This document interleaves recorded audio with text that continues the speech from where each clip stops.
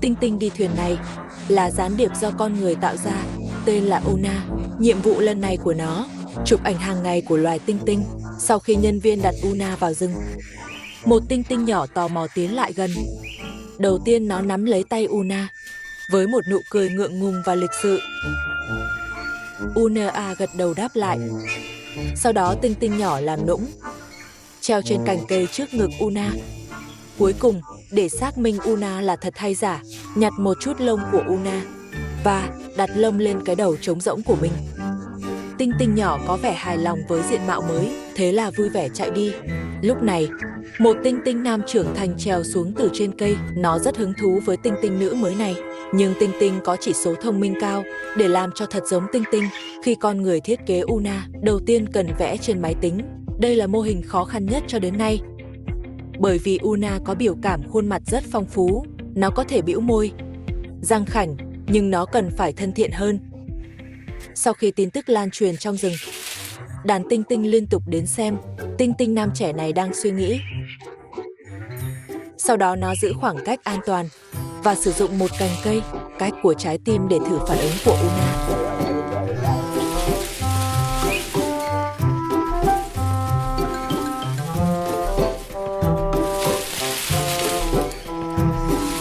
Dưới một thử thách, nó xác nhận rằng Una không sợ bị đe dọa.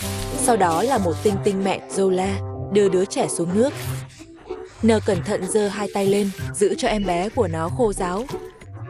Không lâu sau đã đến địa bàn của con người. Nó leo rất giỏi. Có vẻ Zola thường đến thăm cơ sở nghiên cứu của con người này. Nó đi đến cửa nhà, lặng lẽ lấy một miếng xà phòng, dùng miệng ngậm lại đường cũ trở về trong rừng. Zola quay lại với ăn, bắt đầu rửa bằng xà phòng tay. Hai tinh tinh chia sẻ miếng xà phòng này. Chúng rất thích bong bóng xà phòng và sẽ cho vỏ cây vào miệng để nhai bọt, giống như xà phòng. Xoa trên cánh tay và làm điều tương tự như làm sạch bằng xà phòng. Cuối cùng ăn hết. Đàn tinh tinh rất thích ăn bong bóng xà phòng. Chúng có vẻ thích mùi này, dù sao cũng sẽ không hại cho chúng. Người ta nghĩ có lẽ bong bóng xà phòng giúp tinh tinh tiêu hóa. Bây giờ, Una cũng gia nhập hàng ngũ đánh bong bóng xà phòng, thậm chí còn ngắm nhìn những tinh tinh thật bên cạnh. Mà hai người bạn gái tốt bên kia vẫn chưa tắm xong, lại đến nhà tắm, tiếp tục tắm hơi. Ăn rất hạnh phúc sau khi tắm bong bóng. Bạn có thể thấy rõ nụ cười trên khuôn mặt nó. Lúc này, An đã trở lại lãnh địa của con người. Nó nhìn thấy một cành cây và một cái cưa. An suy nghĩ một lúc. Tiếp theo thao tác của nó, gây sốc cho tất cả các nhà khoa học có mặt.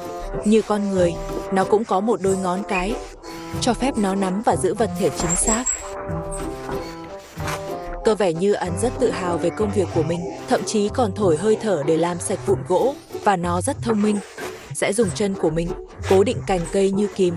Đột nhiên nó phát hiện ra phía sau phát ra tiếng động, hóa ra là gián điệp của chúng ta. Una cũng gia nhập hàng ngũ cưa gỗ. Nó dường như trở thành một cuộc thi. An đã làm việc chăm chỉ hơn. Nó thấy điệp viên rất kiên trì. An cũng không cam lòng thua trận đấu.